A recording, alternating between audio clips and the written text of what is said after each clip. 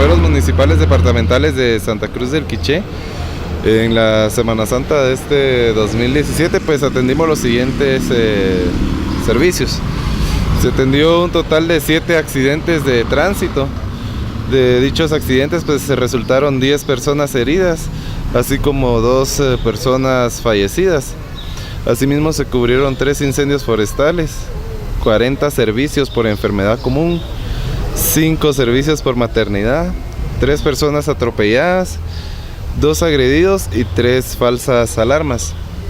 Cabe destacar que la mayoría de accidentes ocurridos esta Semana Santa involucraba a personas en estado de ebriedad y que se conducían en motocicletas sin portar la protección necesaria para conducir las mismas.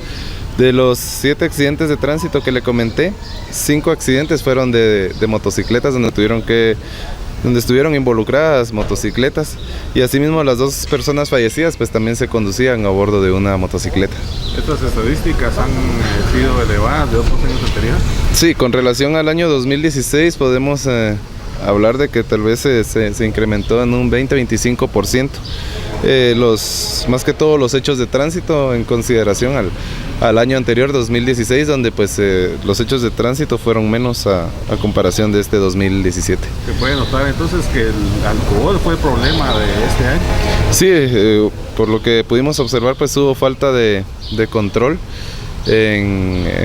por parte de las autoridades en verificar que los pilotos pues no se conducieran en estado de ebriedad, ya que pues aparte de las personas que sufrieron accidentes en estado de ebriedad, nosotros cuando salíamos a cubrir servicios nos pudimos dar cuenta de que muchas personas se conducían en vehículos y motocicletas en estado de ebriedad en diferentes sectores de Santa Cruz del Quiché, así como diferentes carreteras. Hacemos un llamado a las autoridades para que pongan más control en estas situaciones para evitar que se pierdan vidas o que salgan personas heridas.